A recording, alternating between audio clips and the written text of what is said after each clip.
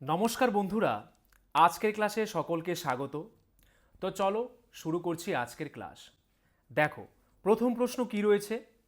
অন্ধকূপ হত্যা কোন নবাবের দ্বারা সংগঠিত হয়েছিল? বিখ্যাত ঘটনা, অন্ধকূপ হত্যা কোন নবাবের দ্বারা সংগঠিত হয়েছিল?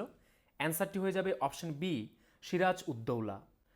সিরাজ উদ্দৌলা বাংলার নবাব 1756 সালে কলকাতা দখলের সময় ব্রিটিশ সৈন্যদের কলকাতা ফোর্ট উইলিয়ামের একটি ছোট্ট ঘরে বন্দি করে রেখেছিলেন। এই ঘরটি ছিল 18 ফুট লম্বা এবং 14 ফুট 10 ইঞ্চি চওড়া। এক রাতের জন্য এই ঘরে 146 জন ব্রিটিশ বন্দী ছিলেন, কিন্তু পর্যাপ্ত বাতাস না থাকায় এর মধ্যে প্রায় 123 জন মারা যান। এই ঘটনাকে অন্ধকূপ হত্যা নামে অভিহিত করা হয়। মীর কাসিমের পর মীর জাফরকে পুনরায় বাংলার নবাব করা হয়। 1763 সালে মীর কাসিমকে ক্ষমাচ্যুত করে মীর জাফরকে পুনরায় বাংলার নবাব হিসেবে প্রতিষ্ঠিত করা হয়। 1717 সালে মুর্শিদকুলি খাঁয়ের মাধ্যমে যাত্রা শুরু হয় বাংলায় নবাবী আমলের। সেই অর্থে তিনি প্রথম স্বাধীন নবাব ও শেষ স্বাধীন নবাব। বাংলার শেষ স্বাধীন নবাব ছিলেন সিরাজউদ্দৌলা। 1757 সালে পলাশির যুদ্ধে তার পরাজয় এবং মৃত্যুর পর বাংলায় ব্রিটিশ ইস্ট ইন্ডিয়া কোম্পানির শাসনের সূচনা হয়। পরবর্তী প্রশ্ন, প্রাচীন ভারতে প্রথম সাম্রাজ্য কোনটি ছিল? প্রাচীন ভারতের প্রথম সাম্রাজ্য কোনটি ছিল? অ্যান্সারটি হয়ে যাবে অপশন ডি, মৌর্য সাম্রাজ্য। প্রাচীন ভারতে প্রথম সাম্রাজ্য ছিল মৌর্য সাম্রাজ্য। এটি চন্দ্রগুপ্ত মৌর্য কর্তৃক প্রতিষ্ঠিত হয়েছিল এবং খ্রিস্টপূর্ব 321 থেকে 185 পর্যন্ত স্থায়ী ছিল। এই সাম্রাজ্য ভারতীয় উপমহাদেশের বিশাল অংশ জুড়ে বিস্তৃত ছিল। মৌর্য সাম্রাজ্যের প্রতিষ্ঠাতা ছিলেন চন্দ্রগুপ্ত মৌর্য। তিনি খ্রিস্টপূর্ব 322 অব্দে নন্দ রাজবংশকে উৎখাত করে এই সাম্রাজ্য প্রতিষ্ঠা করেন। চন্দ্রগুপ্ত মৌর্যকে ভারতের প্রথম সম্রাট হিসেবে বিবেচনা করা হয়। তিনি 340 খ্রিস্টপূর্বাব্দে জন্মগ্রহণ করেন এবং তার পিতা বিন্দুসারের মৃত্যুর পর 321 খ্রিস্টপূর্বাব্দে সিংহাসনে আরোহণ করেন চন্দ্রগুপ্ত মৌর্য। পরবর্তী প্রশ্ন, কোন মহাসাগরের আকৃতি প্রায় বৃত্তাকার? কোন মহাসাগরের আকৃতি প্রায় বৃত্তাকার? অ্যান্সারটি হয়ে যাবে অপশন এ, প্রশান্ত মহাসাগরের আকৃতি প্রায় বৃত্তাকার। প্রশান্ত মহাসাগরের আকৃতি প্রায় বৃত্তাকার বা ত্রিভুজাকৃতির মতো। প্রশান্ত মহাসাগর উত্তরে আর্কটিক থেকে দক্ষিণে আন্টার্কটিকা পর্যন্ত বিস্তৃত। বিশ্বের বৃহত্তম মহাসাগর। এটি পৃথিবীর 1/3 জুড়ে বিস্তৃত। মারিয়ানা খাত পৃথিবীর গভীরতম ভাগ, যা প্রশান্ত মহাসাগরে অবস্থিত। পরবর্তী প্রশ্ন, কোন সালে ভারত প্রথম অলিম্পিক ফুটবলে অংশগ্রহণ করেছিল? অ্যান্সারটি হয়ে যাবে অপশন সি, 1948 সালে লন্ডনে ভারত প্রথম অলিম্পিক ফুটবলে অংশগ্রহণ করেছিল।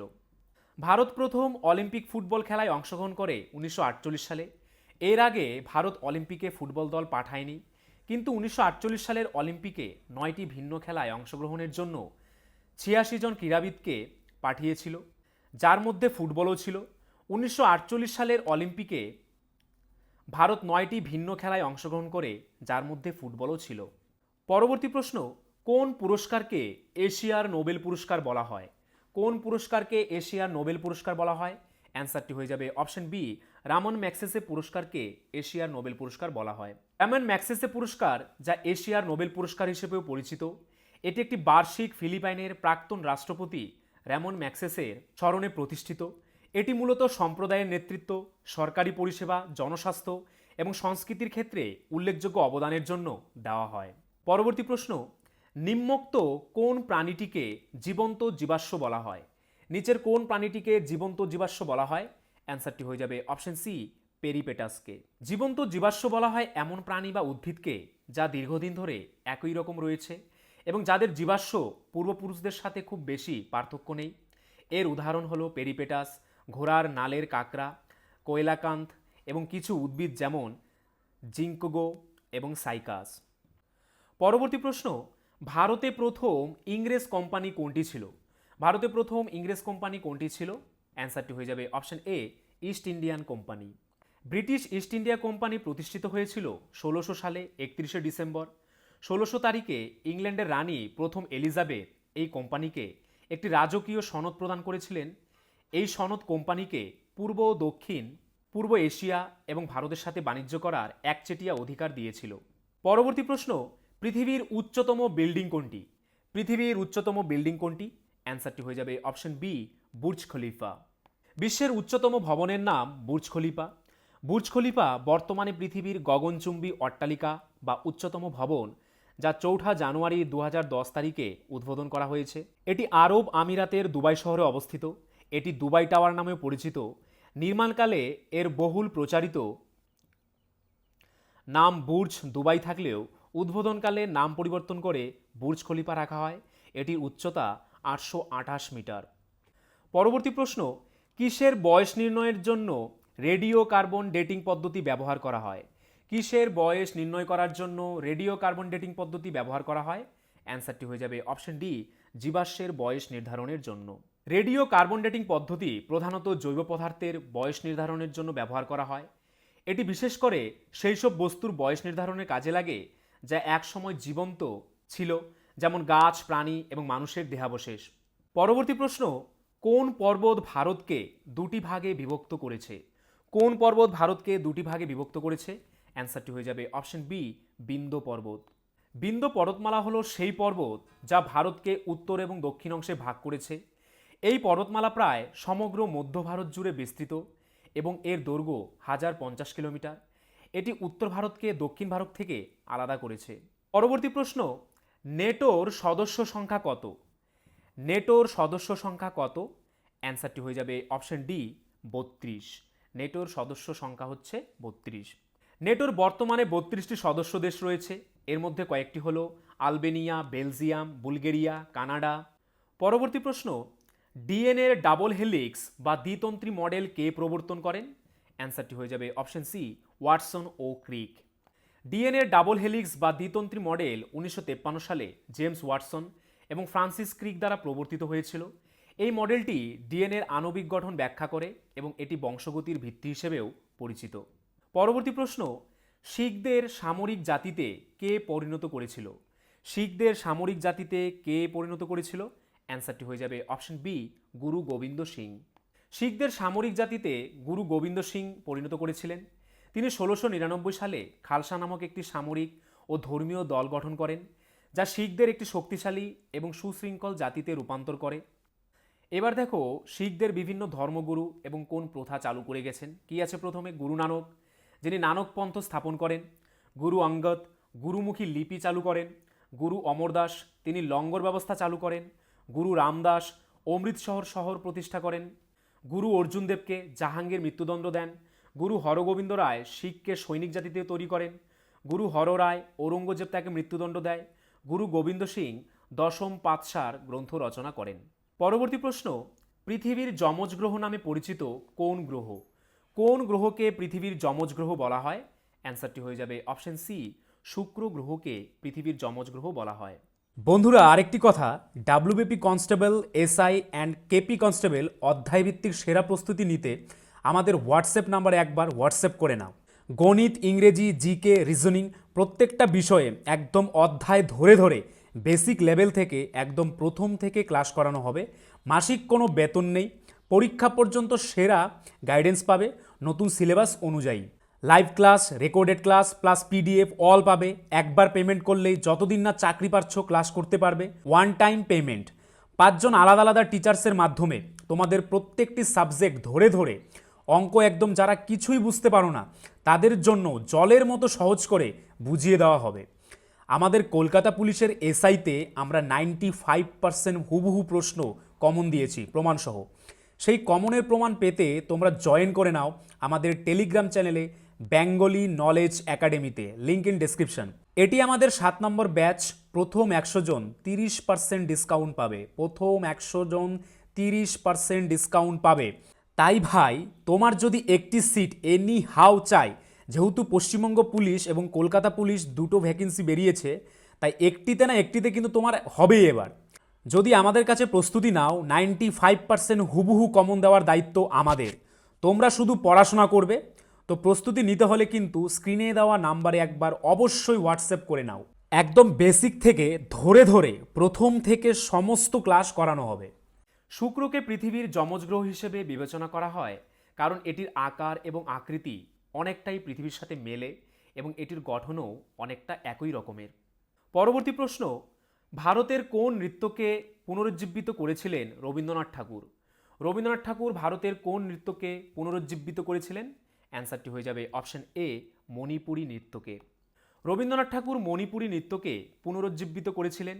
তিনি 1919 সালে মণিপুরী নৃত্য দেখে মুগ্ধ হন এবং তার শান্তিনিকেতনে এই নৃত্য শেখানোর জন্য একজন শিক্ষক গুরুকে আমন্ত্রণ জানান। তিনি তার নিজস্ব নৃত্যনাট্য যেমন চিত্রাঙ্গদা, চণ্ডালিকা এবং শ্যামার ভিত্তি হিসেবে মণিপুরী নৃত্যের বিভিন্ন উপাদান ব্যবহার করেছিলেন। পরবর্তী প্রশ্ন কি রয়েছে দেখো, বুদ্ধদেবের মৃত্যুকে কি নামে অভিহিত করা হয়? অ্যান্সারটি হয়ে যাবে অপশন সি, মহাপরিনির্বাণ বলা হয়। তাহলে বুদ্ধদেবের মৃত্যুকে কি বলা হয়? মহাপরিনির্বাণ। বুদ্ধদেবের মৃত্যুকে মহাপরিনির্বাণ নামে অভিহিত করা হয়। এটি বৌদ্ধ ধর্মের একটি গুরুত্বপূর্ণ ঘটনা, যা বুদ্ধের শেষ যাত্রা এবং নির্বাণ লাভের প্রতীক। মহাপ্রজ্ঞা নামক শব্দটির অর্থ হল কোনো ব্যক্তির আর পুনর্জন্ম হবে না, এটি নির্বাণ লাভের চূড়ান্ত পর্যায়। পরবর্তী প্রশ্ন, ভারতের প্রথম রাজধানী কোনটি ছিল? ভারতের প্রথম রাজধানী কোথায় ছিল? অ্যান্সারটি হয়ে যাবে অপশন সি, কলকাতা। ভারতের প্রথম রাজধানী ছিল কলকাতা। 1772 সাল থেকে 1911 সাল পর্যন্ত ব্রিটিশ ভারতের রাজধানী ছিল কলকাতা, উইকিপিডিয়া অনুসারে। পরবর্তীতে 1912 সালে এটি অবিভক্ত বাংলার রাজধানী হিসেবেও পরিচিত ছিল। পরবর্তী প্রশ্ন, কোন স্থানের ওপরে সবচেয়ে বেশি পরিমাণে ওজোন হোল তৈরি হয়েছে? কোন স্থানে সবচেয়ে বেশি পরিমাণে ওজোন হোল তৈরি হয়েছে? অ্যান্সারটি হয়ে যাবে অপশন সি, আন্টার্কটিকার ওপরে সবচেয়ে বেশি ওজোন হোল তৈরি হয়েছে। পৃথিবীর সবচেয়ে বেশি ওজোন হোল সাধারণত আন্টার্কটিকার ওপরে দেখা যায়। এটি একটি বিশেষ মেঘের কারণে হয়, যা স্ট্র্যাটোস্ফিয়ারে তৈরি হয়। এই মেঘগুলি দূষণকারী পদার্থ জমা করে, যার ফলে ওজোন গর্ত তৈরি হয়।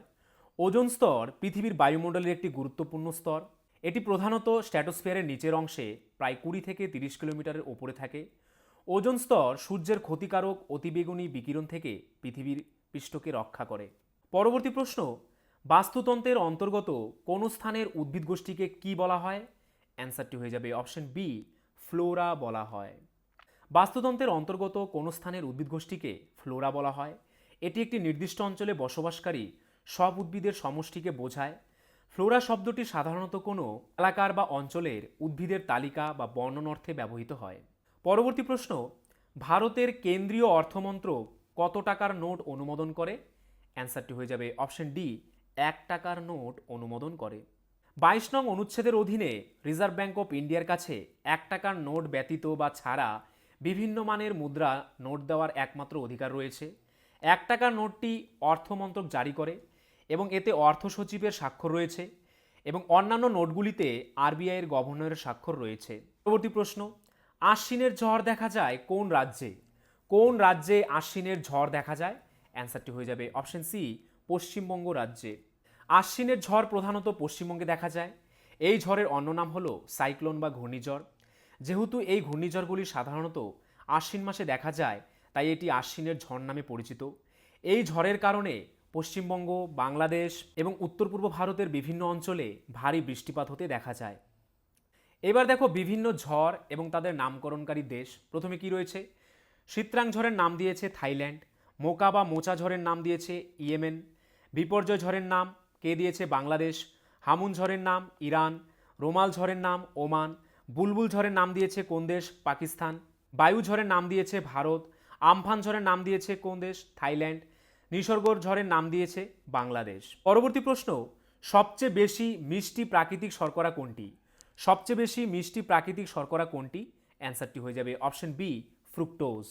প্রকৃতিতে পাওয়া শর্করাগুলোর মধ্যে ফ্রুক্টোজ সবচেয়ে বেশি মিষ্টি। এটি একটি মনোস্যাকারাইড যা ফল, মধু এবং কিছু সবজিতে পাওয়া যায়। ফ্রুক্টোজ সাধারণত সুক্রোজের চেয়ে 1.73 গুণ বেশি মিষ্টি বলে মনে করা হয়। পরবর্তী প্রশ্ন, কোন গ্রন্থে 76-এর মন্বন্তরের মর্মস্পর্শী বিবরণ পাওয়া যায়? অ্যান্সারটি হয়ে যাবে অপশন ডি, আনন্দমঠ গ্রন্থে 76-এর মন্বন্তরের মর্মস্পর্শী বিবরণ পাওয়া যায়। বঙ্কিমচন্দ্র চট্টোপাধ্যায়ের আনন্দমঠ উপন্যাসে 76-এর মন্বন্তরের বিবরণ পাওয়া যায়। এই উপন্যাসটি 76-এর মন্বন্তরের প্রেক্ষাপটে লেখা হয়েছে। এটি ওই সময়ে সামাজিক ও রাজনৈতিক অবস্থার একটি চিত্র তুলে ধরেছে। পরবর্তী প্রশ্ন, হেলির ধূমকেতু সর্বশেষ কত সালে দেখা গিয়েছিল? হেলির ধূমকেতু সর্বশেষ কত সালে দেখা গিয়েছিল? অ্যান্সারটি হয়ে যাবে অপশন বি, 1986 সালে। হেলির ধূমকেতু একটি বিখ্যাত ধূমকেতু যা প্রতি ৭৫ থেকে ৭৬ বছর পর পর পৃথিবীর কাছাকাছি আসে এবং দৃশ্যমান হয়। এটি একটি স্বল্পকালের ধূমকেতু যা খালি চোখে দেখা যায় এবং এটি সৌরজগতের অভ্যন্তরীণ অংশে শেষবার ১৯৮৬ সালে দেখা গিয়েছিল। পরবর্তী প্রশ্ন, ভারতীয় সংসদের উচ্চকক্ষে কে সভাপতিত্ব করেন? ভারতীয় সংসদের উচ্চকক্ষে কে সভাপতিত্ব করেন? অ্যান্সারটি হয়ে যাবে অপশন বি, উপরাষ্ট্রপতি। রাজ্যসভা অর্থাৎ রাজ্যসভা হল ভারতীয় সংসদের উচ্চকক্ষ। রাজ্যসভা রাজ্য এবং কেন্দ্রশাসিত অঞ্চলগুলির প্রতিনিধি এবং ভারতের রাষ্ট্রপতি কর্তৃক মনোনীত ব্যক্তিদের নিয়ে গঠিত। ভারতের উপরাষ্ট্রপতি হলেন রাজ্যসভার পদাধিকার বলে চেয়ারম্যান। রাজ্যসভা ভারতীয় সংসদের উচ্চকক্ষ হিসেবে পরিচিত।